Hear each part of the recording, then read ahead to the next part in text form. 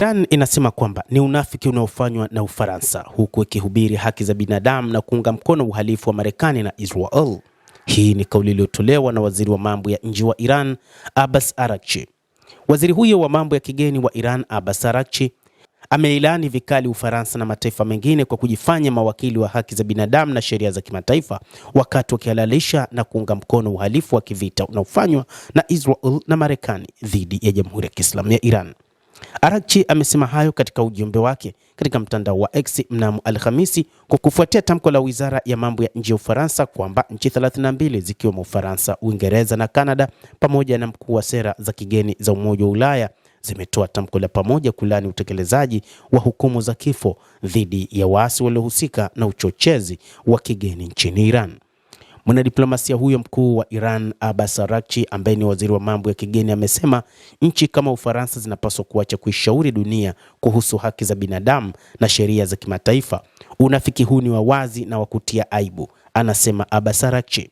Ameongeza kuwa kuunga mkono kwenu mauaji ya kimbari ya Israel huko katika ukanda wa Gaza pamoja na uvamizi dhidi ya Iran kumeharibu kabisa hadhi yoyote ya kimaadili mliodhani mlikuwa nayo.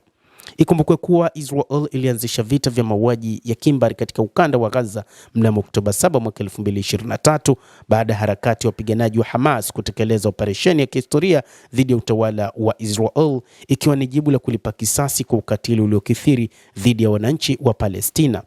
Hata hivyo, katika mashambulizi yaliyofanywa na Hamas yaliua zaidi ya watu 1200 na karibia watu 250 walitekwa na hatimaye walikuja kuachiliwa, ingawa baadhi yao waliuawa. Mnamo mwaka 2025 utawala wa Tel Aviv ulikubali kusitisha mapigano baada ya kushindwa kufikia malengo yake ya kijeshi yaliyokusudiwa.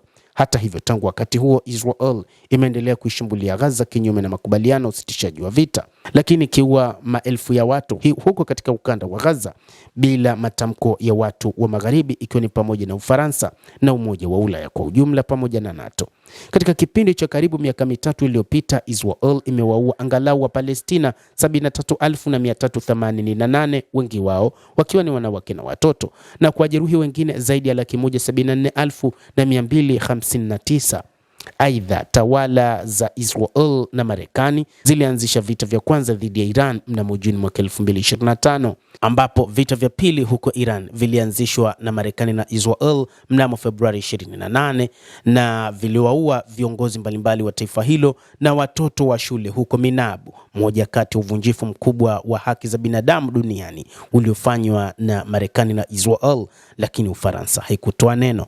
Ndiyo maana waziri wa mambo ya kigeni wa Iran, Abbas Araghchi, anasema kwamba Ufaransa ni wanafiki na hawapaswi kuzungumza lolote. Hata hivyo, ndani ya siku 40 vita hivi vilisitishwa. Hata hivyo, katika vita vyote viwili wapiganaji wa Iran wamefanya operation madhubuti za kulipa kisasi zilizowalazimisha maadui kukubali usitishaji wa mapigano.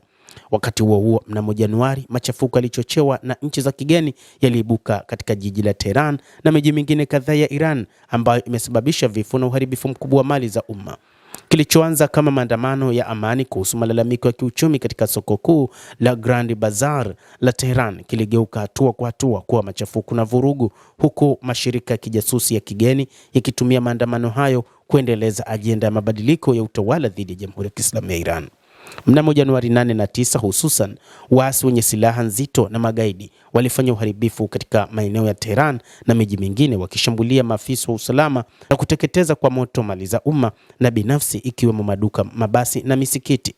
Maafisa wa Iran wamehusisha machafuko hayo na vitendo vya kigaidi vilivyofanywa na Marekani pamoja na utawala wa Israel, huku Rais Masoud Pezeshkian akisisitiza kuwa wasi hao wenye silaha walifunzwa na mashirika ya kijasusi ya Marekani na Israel, huku wachambuzi wakionya kuwa Marekani iliratibu machafuko hayo ndani ya Iran ili kusambaratisha taifa hilo la Asia Magharibi na kupora mafuta yake pamoja na mali asili nyingine. Lakini mpango mkubwa ilikuwa ni kuuondoa kabisa utawala wa Jamhuri ya Kiislamu ya Iran. Hata hivyo, waliposhindwa katika operesheni hii, mpango wa pili ulikuwa ni kuanzisha mashambulizi ya moja kwa moja yaliyofanywa kati ya Marekani na Israel. Endelea kutufuatilia mtazamaji, lakini ni kusihi usisahau kulike, kucomment, kadhalika kusubscribe channel yetu hii. Mimi ni Adam Hussein.